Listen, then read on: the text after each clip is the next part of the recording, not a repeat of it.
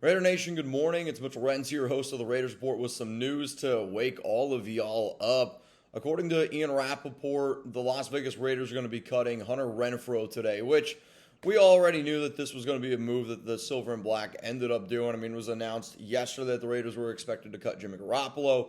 Today will also be the official day that Brian Hoyer, Jerry Tillery are going to be on the book. So the reason why that the Raiders had to move on from Renfrow today is because he was going to count as $13.7 million against the cap. Now, I will admit that Rapoport has not mentioned what kind of release it is going to be for Renfrow. However, just based on when you look at the contract details of it, I would be shocked if it's not a post-June 1st release. And the only reason why that I say that is because when you look at the Hunter Renfrow contract details from top to bottom, and, the Raiders could make a decision, kind of like what they ended up doing with Garoppolo, that, we're going to take the money now. But I do think that situation is a little bit different.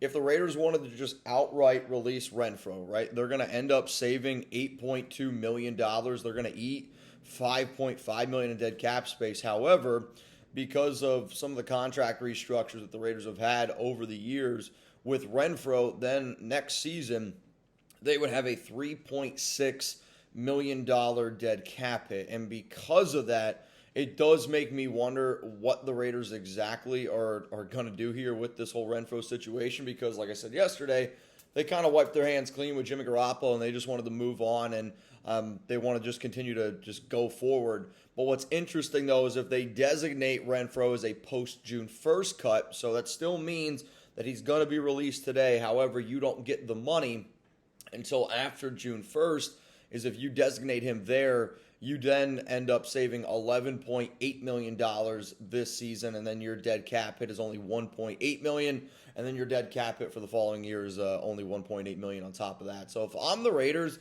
that's the move that I personally do, and the reason why that I do that is because when you look at the Raiders draft picks right now, you got at least one pick in every single round, 3 picks in round 7.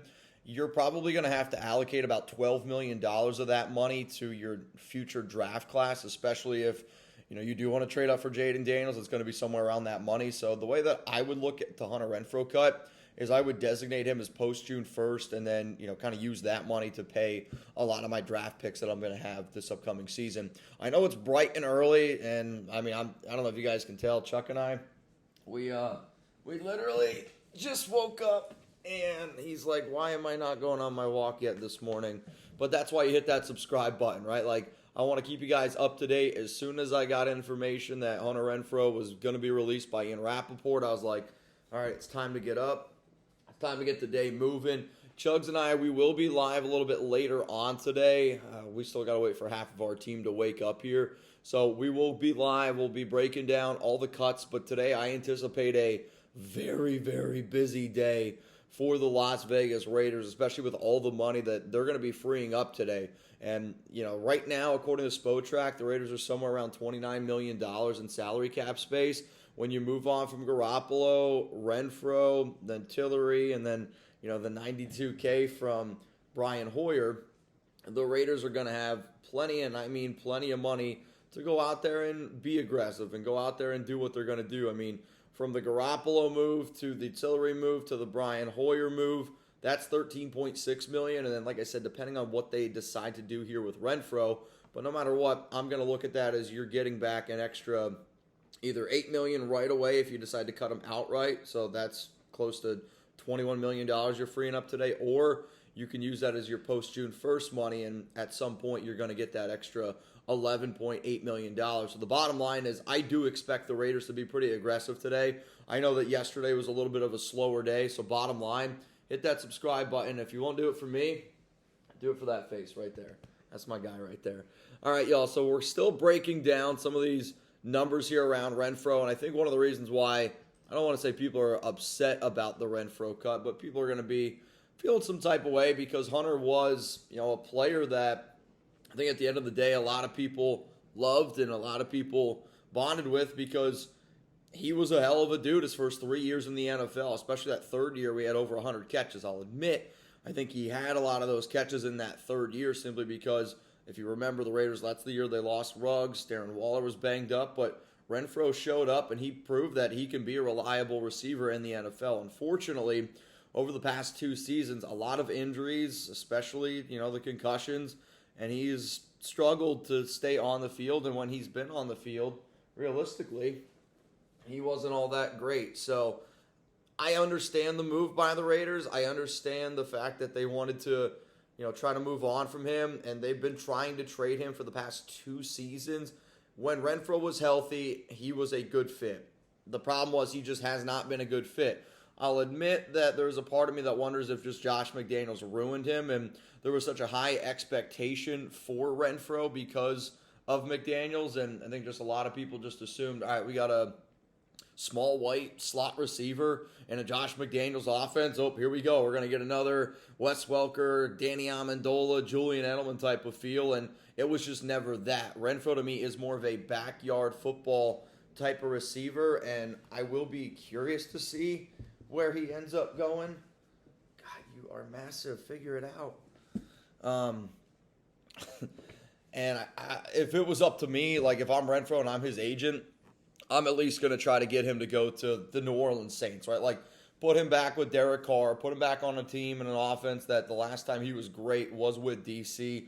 I think it's the move that I would try to do if I was Renfrow, so it wouldn't really surprise me at all if that is the deal that ends up going down. I do think another very sneaky team to at least keep in mind for him is the Buffalo Bills. Try to find like another like Cole Beasley replacement. And then I'll throw out this one, Carolina. Carolina has been needing to add some receiver talent to that group, and that's a team to me that they could use an extra safety blanket for a wide receiver like Bryce Young, so that way it's not only Adam Thielen. All right, y'all, it's bright and early here for me. It is literally 6:17 a.m. my time, but we're breaking it all down for you, and I got an early ask for you. What's your reaction? Give me a one-word reaction to the Raiders cutting Hunter Renfrow. Let me know down below, down in the comments. My one-word reaction to the Raiders moving on from Renfrow now is expected, just because we've been sitting up here talking about it for as long as we have, but this is a good stepping stone for the Raiders. And I say that because you're not going to put any player above the shield, right? Like, at the end of the day, it's about making this football team better, and the Raiders are going to be a better football team without Renfrow because of that money that you save. So to me, this is a big, big opportunity for guys like Michael Mayer and a guy like Trey Tucker. I know that Mayer's your tight end, but he's going to get a larger target share this upcoming season. I expect him to be having the third most targets on this football team behind Jacoby Myers, behind Devontae Adams. But also when you decide to move on from Josh Jacobs, this is, again, you're going to have to find another little bit of a safety blanket for your quarterback just in case, that's the case. And Renfro's been a safety blanket over the past 2 seasons. He hasn't been, but that's kind of what he was known for. I'm also expecting a big jump forward here for Trey Tucker. Trey Tucker's going to get an opportunity to get on the field a little bit more. He's going to be able to do a lot more of those jet sweeps, more vertical threats. So to me, right now, your top 4 targets for the Raiders is going to be Devontae, Jacoby, Michael Mayer, and then Trey Tucker. I mean, whatever quarterback this team ends up getting, whether that be Aiden Gardner-Minshew or more than likely the person that they draft, this is going to be a very talented offensive core. They're still going to add a few more pieces around, but I do expect them to be pretty damn aggressive today. And if anything happens today, I promise you, we will be keeping it real with y'all. We'll be breaking it down for you guys on the Raiders Report. I'm going to get ready. I'll text Chugs and I'll be like, hey man, we're gonna go live today. How about this? We're gonna try to go live today at, let's do 11 a.m. Eastern time. I think that's going to help out my team quite a bit. So we'll try to do that. But appreciate all y'all tuning in. I wish nothing but the best for Renfrow. But again, this news came in from Ian Rapoport bright and early this morning that the Raiders plan to release Renfrow. He would have been on the books for $13.7. I would anticipate he's going to be a post-June 1st cut. Like I said, that way the Raiders would end up saving $11.8 million. It would be after June 1st. However, though, if they do decide that they're going to just cut him outright, it is a $5.5 million dead cap hit. And then they're also just kind of washing their hands clean of the dead cap hit next season. And you're only going to save 8.2. But no matter what, you're either going to save 11.8 or 8.2. And the way that the Raiders have been, it also wouldn't surprise me if they decided to just outright cut him. All right, y'all, enjoy the rest of your day. Today's going to be a busy one here, and hopefully you're tuning in to the Raiders Report. For more videos like you just watched this one here, click that subscribe button. We got you covered. Tons and tons of content coming out on this channel. If you want even more videos, maybe some of the past signings that the Raiders have had, re-signing Andre James. What about Gardner Minshew? There's a guy named Christian Wilkins. Check that out. And then even more videos around some free agent targets that the Raiders could potentially get. Videos, hit that subscribe button.